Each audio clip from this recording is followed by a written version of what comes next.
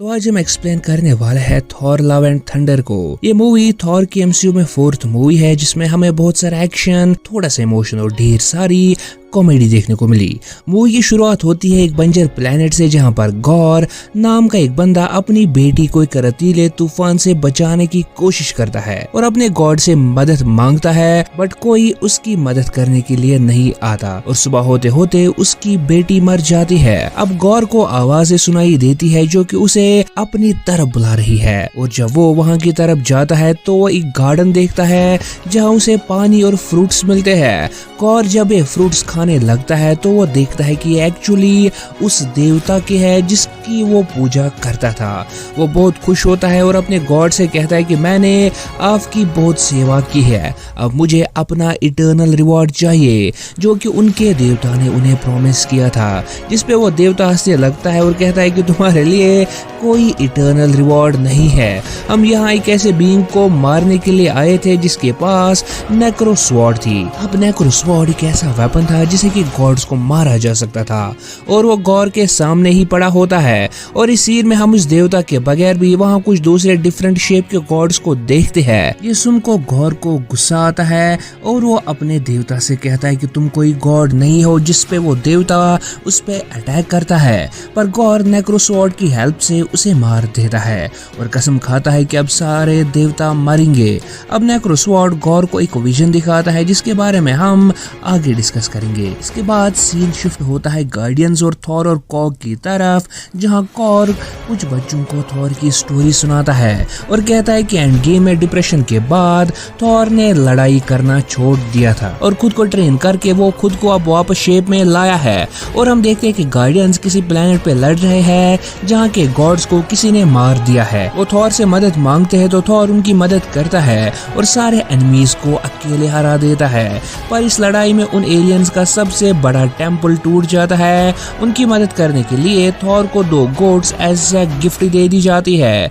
और जब guardians, Korg और थॉर वहां से निकलने वाले होते हैं तो गार्डियंस के शिप पे बहुत सारी डिस्ट्रेस सिग्नल्स आती है कि डिफरेंट प्लैनेट्स पे कोई बंदा गॉड्स को मार रहा है। और एक सिग्नल में उन्हें लेडी शिप भी दिखाई देती है जो कि गौर से लड़ रही होती है। थॉर और गार्डियंस, अब थॉर, कॉर्ग और गार्डियंस सेपरेट होते हैं ताकि वो ज्यादा प्लैनेट्स को कवर कर सके। और थॉर यहाँ से स्टॉर्म ब्रेकर से बाइफ्रॉस्ट खोल के लेडी सिफ की जगह टेलीपोर्ट होता है। अब सीन शिफ्ट होता है अर्थ की तरफ जहाँ में जेन फॉस्टर दिखाई जाती है जिसे कि 4th स्टेज कैंसर है और सिर्फ डार्सी और प्रोफेसर एरिक सेल्व को यह बात पता थी। अब जेन रिसर्च कर रही होती है बट उसके हाथ सिर्फ निराशा लगती है और डार्सी उसे कहती है कि तुम क्यों नहीं मैजिक का यूज करती हो खुद को ठीक करने के लिए, वैसे भी तुम्हारा और एस्गार्ड का कनेक्शन तो बहुत ही ज्यादा पुराना है। जिसपे जेन उसे नकार देती है। वापस घर आके जेन की नजर वाइकिंग्स की बुक पे पड़ती है जहाँ उसे म्योल्निर की पिक्चर दिखती है और ऐसा लगता है कि जैसे म्योल्निर उसे अपनी तरफ खींच रहा हो। अब हमें न्यू एस्गार्ड दिखाया जाता है जहाँ पर म्योल्निर के पीसेस रखे हुए होते हैं जब उसे हेला ने तोड़ा था और कोई भी बीइंग इन पीसेस तक को उठा नहीं पा रहा था, इसलिए उस जमीन को ही उठा के एक म्यूजियम में रखा गया था म्योल्निर के पीसेस के साथ। और इसके बाद सीन शिफ्ट होता है न्यू एस्गार्ड की तरफ जहाँ दिखाया जाता है कि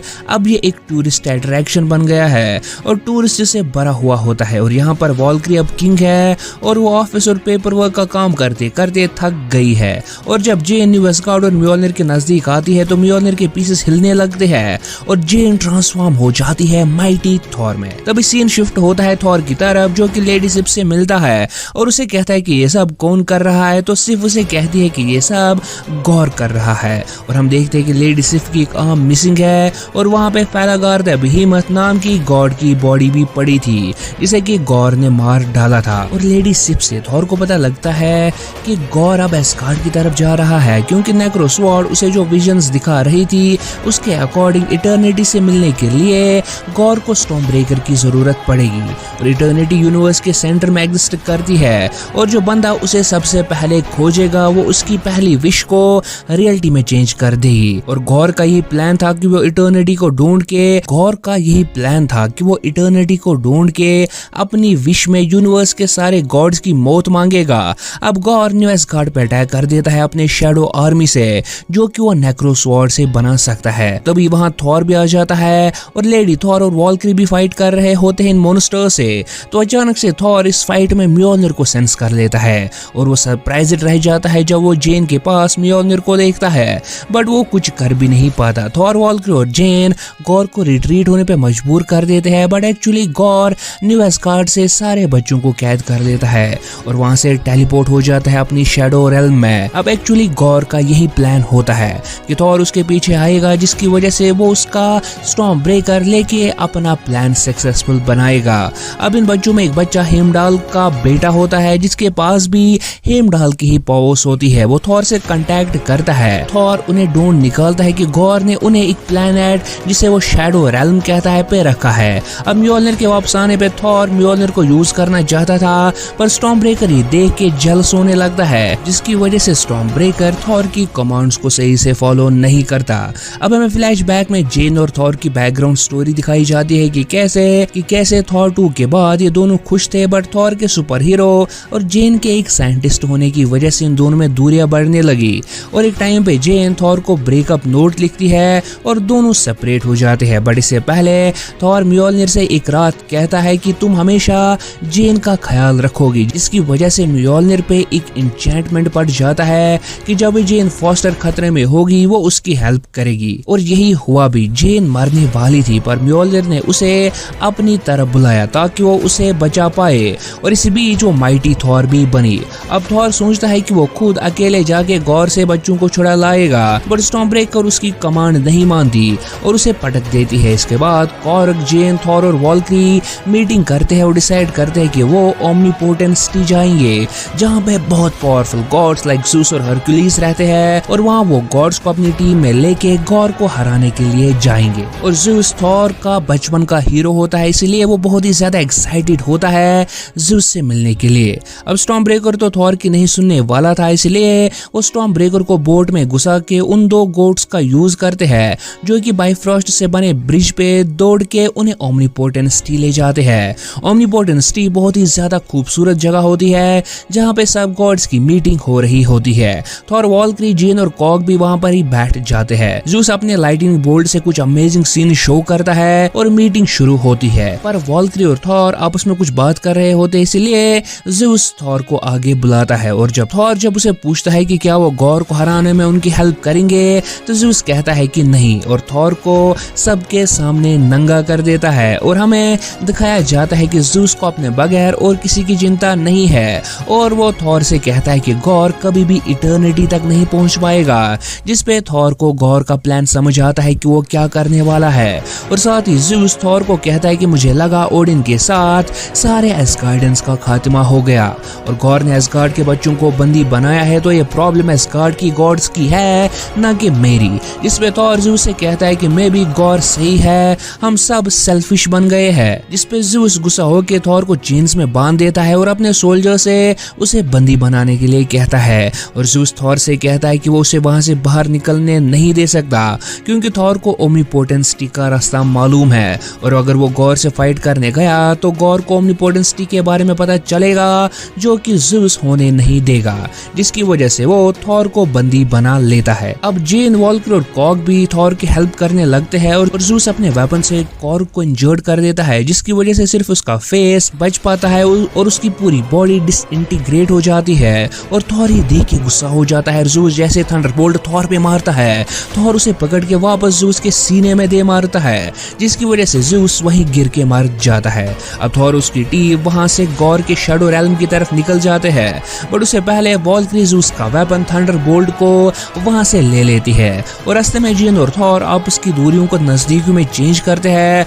और थॉर जेन को स्पेस डॉल्फिन्स का एक ग्रुप दिखाता है जो कि स्पेस में ट्रैवल कर रहे होते हैं। और इसके साथ साथ थॉर स्टॉर्म ब्रेकर के साथ भी अपना रिलेशन ठीक कर लेता है और जेन थॉर से कहती है कि उसे कैंसर है, जिसकी वजह से थॉर बहुत ज्यादा परेशान हो जाता है। जैसे थॉर की टीम उस प्लेनेट पे पहुंचती है तो उनका सारा का सारा कलर फेड हो जाता है और हमें ब्लैक एंड व्हाइट में आगे के सीन्स दिखाए जाते हैं। और जब ये तीनों उस प्लेनेट पे उतरते हैं तो वो देखते हैं कि वहां पर कोई भी बच्चा नहीं है और एक टेंट में जैसे ही घुसते हैं तो जेन को गॉर के प्लान के बारे में पता लगता है कि वो स्टॉर्म ब्रेकर का यूज करके इटर्निटी का दरवाजा खोलना चाहता है, क्योंकि उसके बगैर वो इटर्निटी तक नहीं पहुंच सकता। और जेन स्टॉर्म ब्रेकर को उठा के वहां से दूर फेंक देती है। जैसे ही जेन ये सब थॉर और वॉल्क्री से कहती है तो उन्हें पता लगता है कि ये सब एक इल्यूजन है और गॉर उन पे अटैक कर देता है। अब थॉर के पास तो स्टॉर्म ब्रेकर नहीं होता, बट जेन के पास म्योल्निर और वॉल्क्री के पास उसका लाइटनिंग बोल्ट रहता है। अब गॉर इन तीनों को बंदी बना लेता है क्योंकि शैडो रेल्म में गॉर और नेक्रोसॉर्ड सबसे पावरफुल होती है और गॉर थॉर को टॉन्ट करता है और इसी तरह वो वॉल्क्री से कहता है कि कहाँ थे तुम्हारे गॉड्स जब तुम्हारी बहनें मर रही थी, और जेन से कहता है कि तुम मर रही हो, क्या इन गॉड्स के पास तुम्हें ठीक करने के लिए कुछ नहीं है, क्या ये तुम्हें ठीक करना नहीं चाहते? जैसे तुम्हें हैमर ने पावर्स दी वैसे ही मुझे भी नेक्रोसॉर्ड ने पावर्स दी है। हम दोनों सेम है क्योंकि हम दोनों इन वेपन्स का यूज तो कर रहे हैं पर अंदर से हम दोनों ही मर रहे हैं, जिसे हमें पता चलता है कि नेक्रोसॉर्ड अपने यूज करने वाले को अंदर से खोखला कर देती है और उसे मार देती है और गॉर भी जल्दी ही मरने वाला होता है। इसके बाद गॉर थॉर से कहता है कि अगर उसे जेन और वॉल्क्री जिंदा चाहिए तो उसे स्टॉर्म ब्रेकर को यहाँ बुलाना होगा और थॉर ऐसा ही करता है और गॉर के कैद से छूट जाता है। पर गॉर फिर से शैडो बर्सर्कर्स की आर्मी बनाता है जिनसे माइटी थॉर लड़ने लगती है और थॉर और वॉल्क्री गॉर पे अटैक करते हैं। गॉर थंडरबोल्ट का यूज करके वॉल्क्री को इंजर्ड कर देता है और जेन का कैंसर उस पे हावी होने लगता है, पर थॉर गॉर पे भारी पड़ने लगता है और गॉर वहां से गायब हो जाता है। और जैसे ही अब थॉर बाइफ्रॉस्ट खोल के इंजर्ड माइटी थॉर और वॉल्क्री को एस्गार्ड ले जाने की तैयारी करता है, तभी गॉर थॉर पे अटैक करके स्टॉर्म ब्रेकर उसे छीन लेता है और थॉर, जेन और वॉल्क्री तीनों एस्गार्ड में टेलीपोर्ट होने में सक्सेसफुल हो जाते हैं। एस्गार्ड में थॉर जेन का इलाज फिर से शुरू करवाता है, पर डॉक्टर उसे कहता है कि कोई चीज रुकावट बन रही है जेन की बॉडी को कैंसर से लड़ने के लिए। थॉर समझ जाता है कि वो जेन का थॉर में ट्रांसफॉर्म होना है जो ऐसा कर रहा है। थॉर जेन से कहता है कि मैं तुम्हें मरते हुए नहीं देखना चाहता, इसलिए तुम अब थॉर में कभी ट्रांसफॉर्म नहीं होगी। जिसपे जेन पहले तो नहीं मानती, फिर मान जाती है और वॉल्क्री ऑलरेडी इंजर्ड होती है तो थॉर अकेले ही गॉर से फाइट करने निकल जाता है। पर इससे पहले वो हेमडाल के सन से उनकी लोकेशन का पता लगा लेता है। अब जैसे ही थॉर उस जगह पहुंच जाता है तो हम देखते हैं कि गॉर ने ऑलरेडी इटर्निटी को ढूंढ लिया है, पर वो दरवाजा खोलने के लिए उसे स्टॉर्म ब्रेकर के बाइफ्रॉस्ट की जरूरत थी जिसे कि वो यूज कर रहा था। अब थॉर यहाँ पे आके पहले तो बच्चों को छुड़ा लेता है और थॉर के हाथ में थंडरबोल्ट देख के वो थॉर से कहते हैं कि ये क्या है, तो थॉर उनसे कहता है कि उसने ज़ूस को मार दिया। अब थॉर इसे लाइटनिंग बोल्ट का यूज करके अपनी पावर्स इन बच्चों में शेयर कर देता है, जिसकी वजह से इनके पास भी लाइटनिंग और थंडर की पावर आ जाती है और ये बच्चे शैडो मॉन्स्टर से लड़ने लगते हैं। वहीं थॉर गॉर पे अटैक कर देता है, पर गॉर उस पे भारी पड़ता है, जिसकी वजह से म्योल्निर सेंस कर लेता है और वो जेन फॉस्टर को one last time mighty Thor में चेंज कर देती है। और जैसे ही गॉर थॉर के सीने में नेक्रोसॉर्ड घुसाने वाला होता है, वैसे ही म्योल्निर गॉर को दूर फेंक देती है, एग्जैक्टली जैसे कैप्टन अमेरिका ने एंड गेम के टाइम किया था।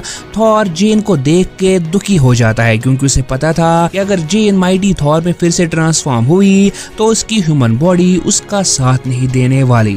जेन थॉर से कहती है कि तुम स्टॉर्म ब्रेकर को छुड़ा लो, वो गॉर को संभाल लेगी। और थॉर स्टॉर्म ब्रेकर को छुड़ा तो लेता है, पर इटर्निटी का दरवाजा खुल जाता है।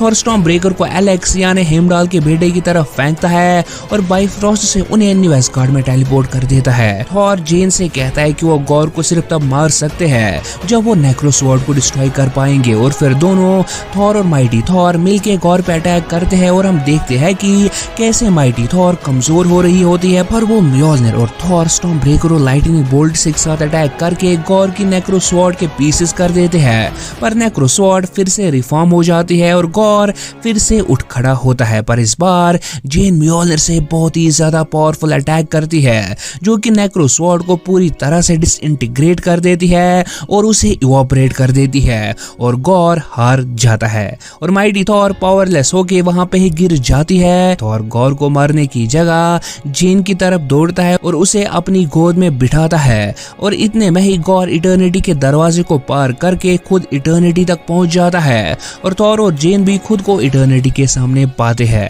पर गॉर को रोकने की जगह थॉर जेन के साथ उसके आखिरी लम्हों में इसके पास ही बैठता है, जिसपे गॉर उसे कहता है कि क्या तुम मुझे रोकने नहीं वाले, मैं मर रहा हूँ पर मैं एक विश से तुम सबका एग्जिस्टेंस ही खत्म कर सकता हूँ, तुम फिर भी मुझे नहीं रोक रहे। जिसपे थॉर कहता है कि वो लव को चूज करता है नफरत की जगह, इसलिए वो जेन के पास बैठा है। और गॉर जब जेन और थॉर की तरफ देखता है तो उससे खुद और अपनी अपनी बेटी नजर आती है, कैसे वो अपनी बेटी के आखिरी दमों में उसके साथ था जबकि ऊपर से तूफान चल रहा था। और वैसे ही अब थॉर जेन को लेके बैठा होता है। जेन की सैक्रिफाइस का गॉर पे बहुत इम्पैक्ट होता है और वो मरने से पहले इटर्निटी से अपनी बेटी को वापस जिंदा करने की विश मांगता है और वो थॉर से कहता है कि तुम इसका ख्याल रखोगे, जिसपे जेन मरने से पहले कहती है कि हाँ थॉर इसका ख्याल रखेगा और जेन वहां पर ही मर जाती है। और हम देखते हैं कि इटर्निटी के रूप में गॉर की बेटी फिर से जिंदा होती है और गॉर खुशी और गम की हालत में मर जाता है। मूवी की मेन स्टोरी खत्म होती है, बट इसके कुछ टाइम बाद हम देखते हैं कि न्यू एस्गार्ड में जेन का एक बड़ा स्टैचू लगाया जाता है और चारों तरफ से माइटी थॉर के चर्चे होते हैं। थॉर गॉर की बेटी को लड़ना सिखा रहा होता है और इस लड़की के पास भी पावर्स होती है क्योंकि इसे इटर्निटी ने जन्मा था और दोनों उनकी मदद करते थे जो खुद की मदद नहीं कर पाते थे। थॉर म्योल्निर का यूज करता है और वहीं गॉर की बेटी स्टॉर्म ब्रेकर का, और दोनों का एक फ्लाइंग सीन दिखाया जाता है जहां कॉग, जिसके पास अब अपनी फुल बॉडी होती है, कहता है कि इन दो को यूनिवर्सेस में बहुत नामों से जाना गया है और कुछ लोग इन्हें लव एंड थंडर के नाम से जानते हैं। और मूवी यहाँ पर ही एंड होती है। पर हम मार्वल फैंस को पता है कि पोस्ट क्रेडिट और मिड क्रेडिट सीन्स के बगैर मार्वल की मूवीज अधूरी होती है। पोस्ट क्रेडिट सीन में हम ज़ूस को देखते हैं जो कि जिंदा है और अपना इलाज करवा रहा होता है। वो कहता है कि लोग अब देवताओं को भूल गए हैं, पहले वो हमारे सामने झुका करते थे पर अब वो सब सिर्फ सुपर हीरोज को देखना चाहते हैं। इसलिए जब थॉर ओडिनसन आसमान से मर के गिरेगा तब उन्हें एहसास होगा कि गॉड्स कौन है। क्या तुम सुन रहे हो हरक्यूलिस, क्या तुम सुन रहे हो मेरे बेटे, जिस पे सीन शिफ्ट होता है हरक्यूलिस की तरफ और हमें हरक्यूलिस का फर्स्ट लुक देखने को मिलता है। इसके बाद मिड क्रेडिट सीन में हम जेन को वालहला में देखते हुए जाते हैं जहां हेमडाल उसका वेलकम करता है। वालहला एक्चुअली में एस्गार्डियंस और एस्गार्डियन गॉड्स का एक टाइप का हेवन है। सो ये तो थी आज की मूवी। आई होप आपको आज का हमारा एक्सप्लेनेशन पसंद आया हो। सो मेक श्योर वीडियो को लाइक और चैनल को सब्सक्राइब करना नहीं भूलना।